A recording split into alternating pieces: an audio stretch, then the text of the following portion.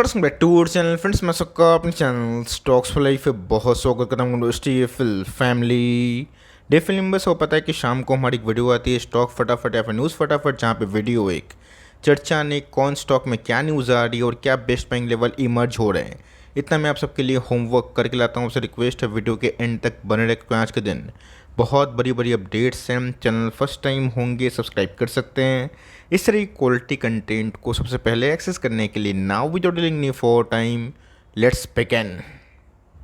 इस बात की जाए बाजार की इंडेक्स लेवल काफ़ी फ्लैट था, बिकॉज बहुत लोग ये मान रहे थे कि एचडीएफसी बैंक के नंबर्स के बाद ही ये समझ में आएगा कि एफआईएस क्या कर रहे हैं। तो ऑफकोर्स आज के डेटा की बात की जाए तो एफआईएस ने 600 करोड़ के आसपास माल को बेचा ही है। डीएस की बात की जाए वो माल को परचेज कर रहे हैं, उनसे दुगने फ्रीक्वेंसी में का डीएस अपना काम रेगुलर बेसिस पे कर रहे हैं। लेकिन दोस्तों कल के दिन एचडीएफसी बैंक में क्या रिएक्शन आता है और जो एफआईएस बड़े बड़े ब्लू चिप में माल बेचे हैं उनकी तरफ से बाइंग आती है या फिर नहीं आती है, ये देखना काफ़ी इंटरेस्टिंग हो जाएगा। ये साथ अगर आप देखें तो अक्टूबर में वही 16 दिन बीते हैं और इसी बीच में गैस एफआईएस अभी के टाइम 11,000 करोड़ के आसपास बिकवाली करके बैठे हैं। रही बात डीएस की तरफ से, बाजार को हमेशा सपोर्ट मिलता हुआ देखने को मिल रहा है। देखते हैं दोस्तों कि हेवी जाइंट्स की बात की जाए टीसीएस, इन्फोसिस, इनके नंबर्स को मार्केट ने देखा, डिस्काउंट इन किया, फैक्टर इन करने की कोशिश की। लेकिन यस, असली कैश जो खेला है बैंक निफ्टी में, जिसका वेटेज निफ्टी में बहुत ज़्यादा है, उसमें क्या रैली इमर्ज हो रही है या फिर प्रॉफिट बुकिंग का शिकार होगा, ये हमें दोस्तों जस्ट कुछ दिन में समझ में आ ही जाएगा। की बात की जाए ग्लोबल इंडेक्स में टॉप क्लास इंडेक्स हमें देखने को मिलता है, जिसका चलना पूरे वर्ल्ड मार्केट के लिए काफ़ी अच्छी बात मानी जाती है। ऑनगोइंग कंडीशन, जहाँ पे इसराइल की बात की जाए, फिलिस्तीन की बात की जाए, वॉर की कंडीशन इमर्ज हुई है। बट इसके बावजूद भी आपने एक चीज़ नोटिस करी होगी कि क्रूड में स्पाइक अप तो हुआ था बट फिर से वो गिरा है। लेकिन दोस्तों ग्लोबल बाजार सहित हमारे इंडेक्स लेवल में उतनी बड़ी नेगेटिविटी पैदा नहीं हुई है। इस गैस उसके बारे में डिस्कशन बाद में करेंगे। बट यस, इसी बीच में एक कंपनी की बात की जाए 4:1 का बोनस अनाउंस करी थी। और कल दोस्तों बात की जाए इनके जो रिकॉर्ड डेट थे एक्स में ट्रेड करेंगे, मतलब कल के दिन स्टॉक काफ़ी क्रैश हो जाएगा। बट उससे अब घबराइएगा मत, बिकॉज बोनस की बात की जाए वो भी एडजस्ट होता हुआ दिखाई दे सकता है। अगर इस कामा होल्डिंग की बात की जाए, जब इसके अंदर बोनस की न्यूज़ इमर्ज हुई थी उस समय स्टॉक 11,500-12,000 के आसपास था। मैंने बताया था कि अगर आप चाहें तो इस स्टॉक में ऐसा लेके पोजिशनल ट्रेड का प्लान कर सकते हैं। और उसके बाद सरप्राइजिंगली वो स्टॉक वहाँ से कम 25-30% भागा। और ऑफकोर्स ये कंपनी की बात की जाए बहुत ही शानदार है, 16,000 के पास ट्रेड कर रही है, जिसका मतलब ये है कि कंपनी बहुत ही अरसे के बाद फर्स्ट टाइम बोनस अनाउंस की है, जस्ट लाइक एसआरएफ। कंपनी की बात की जाए तो जी हाँ दोस्तों, एग्जैक्टली एसआरएफ की होल्डिंग कंपनी है, पेरेंट कंपनी है। और पिछले कुछ समय से अगर आप देखिए तो कंपनी कंटिन्यूसली बुल रन को एंजॉय करी है और बहुत ही कम गिरावट होती है। तो यस, अगर स्टॉक प्राइस की बात की जाए उसमें गिरावट होगी तो संग संग खरीदने की आवश्यकता नहीं है। आप इस बार Q2 के नंबर्स देखें, उसके बाद ही जजमेंट करेंगे। ठीक है, रही बात पुरानी होल्डिंग की, उसको आप होल्ड करिए। यस, 3200 के प्राइस होने के बाद इसका मतलब ये नहीं कि कंपनी सस्ती हो गई। वैल्यूशन पॉइंट ऑफ व्यू की बात की जाए तो वही 209-10 के पी मिल रहे हैं, जो भी अंडर वैल्यूड है। लेकिन यस, देखना बनता है कि पूरा इंटायर केमिकल कंपनी इस बार कैसे नंबर्स को पेश करता है। और यस, एडजस्टमेंट होने के बाद अगर और गिरावट होती है तब बाइंग जोन हम लोग फाइंड आउट करेंगे। इसमें गए सरप्राइजिंगली जियो फाइनेंशियल के भी नंबर्स हमें देखने को मिल रहे हैं, जो मेरे हिसाब से इस बार ना बहुत ही अव्वल, बहुत ही शानदार देखने को मिल रहे हैं। मतलब दोस्तों नेट प्रॉफिट की बात की जाए वो डबल होता हुआ देखने को मिल रहा है। एक तो क्या सेक्टर की बात की जाए वो इमर्ज्ड तो हो ही चुका है, बट इमर्जिंग भी है। माइक्रो फाइनेंस की बात की जाए, एनबीएफसी की बात की जाए, आप सबको अच्छे से पता है कि बढ़ते इंडिया के संग इसका जो फ्यूचर है काफ़ी ब्राइट है। लेकिन दोस्तों चूँकि ये आपको पता है कि डिमर्ज हो चुके रिलायंस से न्यू एंटिटी में कन्वर्ट होने के बावजूद भी ये पहला टाइम था जहाँ पे हम लोगों ने इसका इंडिविजुअल Q2 नंबर्स को देखा, जो मेरे हिसाब से काफ़ी इंप्रेसिव है। ये गाइस, जब भी डिमर्जिंग की न्यूज़ आती है तो हमें देखना बनता है कि अगर कोई company unrealistic price to earning के वैल्यूएशन पे चल रही है, जैसे अगर आप देखें 4,500, रीज़न क्या है? ग्रोथ। आप सबको अच्छे से पता है कि मुकेश अंबानी साहब ने जो बिया प्लॉट करना था पहले ही प्लॉट कर चुके हैं जियो के फॉर्म में, जो आपके पास सिम भी होगा। तो इनके पास कैसे भरपूर डेटा है, जिसका फ़ायदा ये माइक्रो फाइनेंस इंडस्ट्री में बहुत ही हद तक उठा सकते हैं। बात होल्डिंग की, ज़रूर होल्ड करिए। रही बात दोस्तों जिनके पास पहले से रिलायंस था उनको तो फ्री में मिला। लेकिन यस, अगर आप ख़रीदना चाहते हैं चूँकि प्राइस काफ़ी छोटा है तो स्टैगर्ड वे बाइंग करें। मैं नंबर्स का वेट भी कर रहा था, नंबर्स का काफ़ी इनलाइन से अच्छे मुझे दिखाई पड़ रहे हैं।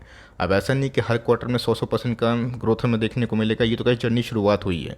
वैल्यूएशन मैं फिर से बताना चाहता हूँ काफ़ी महंगा है, लेकिन यस अगर आप इसको 12 से 18 महीना स्टैगर्ड वे में वीकली एक आध स्टॉक 2 स्टॉक करके प्ले करना चाहते हो ठीक है। बल्क निवेश करने के लिए गाइस मुझे लगता है कि आपको एडिक्वेट टाइम देने की आवश्यकता है, जहाँ पे आपको गिरने से डर भी ना लगे। और रही बात फॉर लॉन्ग टर्म इतना हाई प्राइस टू अर्निंग को मैं जनरली डिस्कस नहीं करता, लेकिन चूंकि इस इंडस्ट्री में काफ़ी ग्रोथ है और इस कंपनी में काफ़ी ग्रोथ है, इसलिए कैसे इस कंपनी को आप चाहें तो पर्सनल फोकस में रख सकते हो।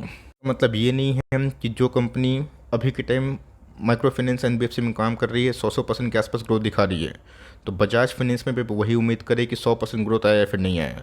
बजाज फाइनेंस की बात की जाए तो कल इनके आने वाले हैं Q2 के नंबर्स, और नंबर्स के पहले आप पॉज करके देख सकते हैं कौन से ब्रोकर्स ने क्या टारगेट दिया है ऑन एवरेज। दोस्तों बाजार पकड़ के चल रहे हैं, कंपनी 3550 करोड़ के आसपास प्रॉफिट करेगी। अब ये फिगर उससे कम होंगे तो स्टॉक में धुलाई पिटाई हो सकती है, और फिगर अच्छे होंगे तो मेरा सामान्य है कि स्टॉक में जो स्ट्रेंथ है वो कंटिन्यू ज़रूर हो सकती है। बट बजाज फाइनेंस की वही दोस्तों 8000 के लेवल पे इसलिए ट्रेड करा है बिकॉज बाजार इस बार इनके Q2 के नंबर्स को देखना चाहता है। गैस रिलायंस के नंबर्स आ गए हैं जो मतलब जियो फाइनेंशियल के जो बहुत ही अच्छे हैं। मैंने क्या बताया कि आपको दोनों से कंपेयर नहीं करना है कि उसमें क्या ग्रोथ है इसमें क्या ग्रोथ है, आपको ये देखना है कि वो ग्रोथ इसलिए कर रही है, बहुत ही इनिशियल स्टेज पे है। लेकिन यस आने वाले कल में अगर ये कंपनी 30% की दर से नेट इंटरेस्ट मार्जिन पेश करती है ना, इस नंबर्स को हम लोग बहुत ही सुपर मानेंगे। रही बात कंपनी कमेंट्री की गाइडेंस की, ये बहुत महत्वपूर्ण इसलिए हो जाता है बिकॉज जियो को काउंटर देने के लिए कंपनी ने फर्स्ट टाइम 10,000 करोड़ के आसपास मेगा फंड रेज किया था, जो long term investment point of view से काफ़ी अच्छी बात मानी जाएगी। डील की बात की जाए तो जी हाँ दोस्तों, थोड़ा बहुत जो स्ट्रेंथ है ना उसमें कमजोरी होते हुए देखने को मिल रही है। आज से तकरीबन 2 वीक पहले if I am not wrong company ने 974.75 के आसपास हाई लगाया था, और उसके बाद हमें 50 पॉइंट के आसपास गिरावट देखने को मिल चुकी है। हमेशा ये लाइन यूज़ किया है, फिर से दोहराऊंगा, बाजार में रियलिस्टिक व्यू से चलिए। ये मत सोचिए कि VBL 10 गुना भाग गया 13 गुना भाग गया। ये हर साल हर 3 साल में ऐसे ही पैसा कमा के देगा। उस समय दोस्तों कंपनी ना, जब हम लोग फाइंड आउट किए थे 16,000 करोड़ के आसपास की मार्केट कैप थी, लेकिन दोस्तों आज अगर आप देखें कंपनी 1,20,000 करोड़ हो चुकी है, मतलब कंपनी ब्लू चिप बन चुकी है। अब आप क्या चाहते हैं कि कंपनी में कभी करेक्शन हो ही ना, यह असंभव बात है। मेरे पास ये कंपनी बहुत ही पुराने अरसे से बहुत ही अच्छी खासी होल्डिंग है, बट मैं भी चाहता हूँ कि यस कभी थोड़ा करेक्शन हो तो ऑफकोर्स बाइंग सेलिंग का मौका मिले, स्टॉक में फ्रॉथ ना जमे, बबल फॉर्मेशन ना हो। रही बात long term point of view की, वो बहुत ही अच्छी है। देख लेते हैं Q2 के नंबर्स कैसे होते हैं। लेकिन यस नंबर्स के पहले अगर हरकत डाउन साइड में होगी पैनिक मत करिए, और नंबर्स के बाद थोड़ी बहुत गिरावट और इमर्ज हुई, वो मेरे हिसाब से कैसे गोल्डन मौका होगा जिनकी रैली मिस हुई है SIP के वे से। सुपरमार्ट की बात की जाए तो जी हाँ दोस्तों, जिस हिसाब से नंबर्स को लोग बहुत, मैं 2 दिन अवेलेबल नहीं था माफ़ करिएगा, लेकिन यस जिस हिसाब से गैस नंबर्स को पढ़ा जा रहा था ऊपर से और उधर पे गैस बिना टैक्स एडजस्टमेंट को देखे हुए, वो बहुत ही मतलब मैं बोलूँगा फुलिश वे था। रही बात मार्केट कैस ऑलरेडी डिस्काउंट इन करता है, और इस बार जो इनके मार्जिन से कॉम्प्रेस होंगे, और ऑफ कोर्स जो इनके FMCG बिजनेस है खासकर लाइक जो डेली के सामान में यूज़ होते हैं इसेंशियल, उसमें मार्जिन्स ठीक था। यस अभी भी कैसे इनके अप्रैल बिजनेस से वो मार्जिन नहीं आ रही है, जिसके वजह से मार्जिन तो प्रेशराइज में था, बट बाजार को ये बात पहले से पता थी। और इसीलिए दोस्तों एवेन्यू सुपरमार्ट खुला तो लाल में था, 3700 के आसपास भी जाने की कोशिश की थी, बट एक बहुत ही शार्प रिकवरी हमें एट दिन में दिखाई ज़रूर दी है। उसके बाद मेरा व्यू क्या है तो जी हाँ दोस्तों, आप ऐड कर सकते हैं बिना डरे हुए, बिकॉज लॉन्ग टर्म की बात की जाए इनके पास बहुत एसेट है, और जो स्टोर पे इनकी नज़र होती है इनके अपने खरीदे हुए स्टोर होते हैं, रेंटल इनकम से बचते हैं। इसलिए इस कंपनी ना सर्वाइविंग स्टेज के संग ना ग्रोइंग भी है। भले ही ग्रोथ में थोड़ी बहुत डिक्लाइन है, बट मेरे हिसाब से कंपनी आने वाले आराम से 10-15 साल तक सर्वाइव कर जाएगी। जो कंपनी सर्वाइव करेगी पैसे बनेंगे। आपके पास अगर हिम्मत है, आपके पास कन्विक्शन है, आपके पास पेशेंस है, तो सर पे कैसे SIP करिए। जिस हिसाब से हम दवाई खाते हैं ना, हर एक दिन में एक गोली, आप चाहें तो इसको वीकली SIP एक एक करके फिर मंथली SIP बांध सकते हैं, और थोड़ा बहुत और गिरेगा तो अच्छी बाइंग होगी। लेकिन yes for long term gas आप घबराएं ना, टाइम दीजिएगा। तो मेरे हिसाब से पी ऑलरेडी गैस पहले से काफ़ी कंप्रेस्ड है, 105 के आसपास पी तो दिखाई पड़ रहा है, बट इंडस्ट्री का पी गैस इटसेल्फ बहुत ही हाई है। अगर आप इसको दूसरे रिटेल बिजनेस से कंपेयर करेंगे तो उससे तो गैस इनके मार्जिन काफ़ी वे बेटर है। अब देखते हैं कि आने वाले कल में कंपनी जो स्टोर काउंट है उसको कितनी तेज़ी से बढ़ाती है।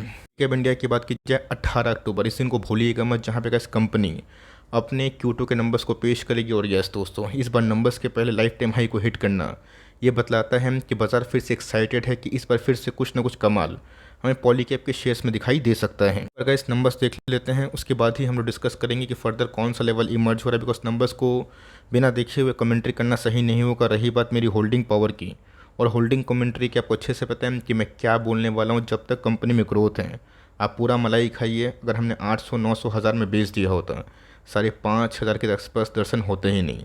और जिनकी रैली मिस हुई थी, बहुत का एम्पल टाइम मिला था, बहुत ही लंबा टाइम दिया था जहाँ पे मैंने बहुत बार इस टाइम में और इस टाइम वीडियो बनाया था। अब जिनको रैली का मौका मिला उनको अच्छे से पता है कि मैं क्या समझाने की कोशिश कर रहा हूँ। होल्डिंग करिएगा तो ही एक पीसफुल नींद आएगी और कंपनी अच्छी रही, चलते रही। बट ये मत सोचिएगा कि हमेशा कंपनी सरप्राइज़ करेगी। कभी कंपनी अगर थोड़ा सा उलटफेर नंबर में करती है, जोरदार प्रॉफिट बुकिंग पे आएगी, लेकिन यस वो गैस एंटिसिपेशन पहले से नहीं करेंगे। कम से कम Q2 के नंबर्स के बाद ही कमेंट्री और गाइडेंस क्या आती है वो भी हम लोग वाइसली देखेंगे।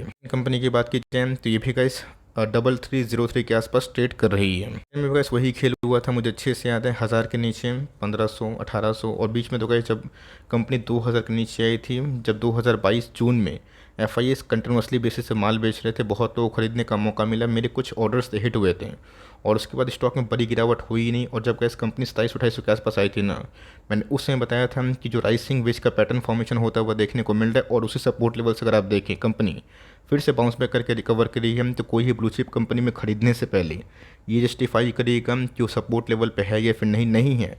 निफ्टी 50 के स्टॉक में बहुत बड़ा बड़ा मौका आता है, छोड़ दीजिए। बट आपके पास कंपनी है तो मेरे हिसाब से कम से कम इसको दिवाली सीजन तक होल्ड करें और उसके बाद ही आप बेचने खरीदने का फैसला कर सकते हो। मिंडा की बात की जाए, बढ़ते भारत के संग बढ़ता ईवी सेक्टर और बढ़ते ईवी सेक्टर के संग बढ़ता ईवी पार्ट का बिजनेस बहुत ही ग्रोइंग है, बहुत ही इंटरेस्टिंग है। और इवनो मिंडा दोस्तों उस कैटेगरी में एक बहुत ही अव्वल दर्जे की प्लेयर बन चुकी है। बात की जाए इवनो मिंडा की, सोना BLW की, जिस हिसाब से गाइस हमारे नितिन गडकरी साहब फैसला ले रहे हैं और ईवी को तो ऊपर ठान लिए हैं कि गल्फ कंट्री को जिस हिसाब से मनमानी कर रही है, आने वाले कल में गैस उनके पास ना वही 20-30 साल 40 साल का मे भी शायद प्लान हो, तो आने वाले कल में गैस अगर आप 10 साल 15 साल का प्लान करते हैं ना, इस पूरे इंटायर ईवी थीम में ऑटो एंसिलरी सबसे हाई मार्जिन का बिजनेस होता है। गाड़ी के पार्ट बनाने वाली कंपनी गाड़ी से अच्छा कमाती है। अगर आप मेरी बात बिलीव नहीं करते हैं ना, जाके चेक करें कि ईवी के स्टॉक्स जो पार्ट्स है, एंसिलरी है, उसने कैसे पैसे बनाए और ऑटो जो इंडस्ट्री के प्लेयर्स है उसने कैसे पैसे बनाए। आपको डिफरेंस समझ में आएगा। और डिफरेंस गैस मार्जिन्स की वजह से है और स्टेबल परफॉर्मेंस की वजह से हम, क्योंकि गैस मल्टीपल क्लाइंट्स हैं। और मेरा ऐसा मानना है कि इसको अभी भी धीरे धीरे परचेस किया जा सकता है। और रही बात होल्डिंग की, तो लॉन्ग टर्म बनिए और लॉन्ग टर्म ही इसलिए पैसे बनते हैं। कंपनी ने बोनस नहीं दिया होता, 10-12-1500 का स्टॉक होता, लेकिन कंपनी को बोनस मिलने के बावजूद भी बहुत लोग काफ़ी निराश हैं कि सर ये तोड़ नहीं रहे। मैं भी देख रहा हूँ, अगर आप देखें तो 1 2 और 3 बार तो टॉप में आके थोड़ी बहुत सुस्ती हमें देखने को मिल रही है। लेकिन यस, फर्दर कोई भी की ट्रिगर पॉइंट इसको आने वाले कल में और ढकेल सकती है। इंडस्ट्रीज की बात की जाए, सुपरहिट कंपनी है, सुपरहिट इनके CDMO का प्लान है। और मेरे हिसाब से गैस पूरे इंटायर केमिकल में इस कंपनी ने पिछले 2 सालों से और खासकर 2 क्वार्टर में जो परफॉर्मेंस दिया है वो मेरे लिए गैस काफ़ी एस्टोनिशिंग है। सेगमेंट की बात की जाए, है तो गैस केमिकल का, लेकिन कंपोजिशन काफ़ी अलग अलग होते हैं। ये जनरली गैस एग्रोकेमिकल में काम करती है, जिसमें बहुत सारे प्लेयर्स है। ये हो गए, बात की जाए सुमिटोमो हो गए, अभी तो गैस अनुपम रसायन भी है जिनको 5 ईयर्स का बहुत ही मेगा कॉन्ट्रैक्ट मिला है। तो इस लेवल पे गैस कंपनी बार बार घूम रही, अगर यहाँ से बाउंस बैक करती है तो फिर से लाइफ टाइम हाई हमें देखने को मिल सकता है। तो कंपनी को गैस स्लोली साइलेंटली इस लेवल पे भी धीरे धीरे SIP को मद्देनज़र रखते हुए परचेस किया जा सकता है। थोड़ा भी स्केप्टिक है तो दूर नहीं है, Q2 के नंबर्स के बाद ही आप फाइनल जजमेंट कर सकते हो। लोन की बात की जाए, जब नंबर्स अच्छे हैं, जब आपको अच्छे लग रहे हैं, स्टॉक क्यों नहीं भाग रहा है उसकी चिंता आप ना करें। ये देखें कि स्टॉक गिरे तो हमें एवरेजिंग करने का मौका मिले, फ्रेश एंट्री करने का मौका मिले, तभी दोस्तों आप मैच्योर जो इन्वेस्टर्स है उस कैटेगरी में आ जाएंगे। कभी मत सोचिएगा कि स्टॉक के नंबर्स बहुत ही अच्छे हैं तो संग संग भाग जाएगा। यहाँ पे दोस्तों स्टॉक वही परफॉर्मेंस कर रहा था जो यहाँ पे कर रहे हैं। डिफरेंस क्या है? डिफरेंस टाइम का है और सेंटीमेंट का है। इस समय का जब कंपनी 1000 का लेवल पे आई थी तब आपने परचेस क्यों नहीं किया? वहाँ पे कंपनी ख़राब इसलिए लग रही थी बिकॉज कंपनी गिर रही थी, बट फंडामेंटल्स में कोई ख़राबी नहीं थी। फंडामेंटल को चेस करिएगा तो प्राइस को चेस करने की आवश्यकता नहीं होगी। जिन्होंने कहा इन सब टाइम में पोजीशन बनाया वो तो माल पिलाएंगे ना, आपको देंगे कि लो भाई खरीद लो महंगे भाव पे। बट मेरे हिसाब से क्या जिस वैल्यूएशन पे भी ट्रेड कर रहा है 17 का पी और 2.5% का आसपास डिविडेंड यील्ड, जो मेरे हिसाब से कैसे बहुत ही सुपर है।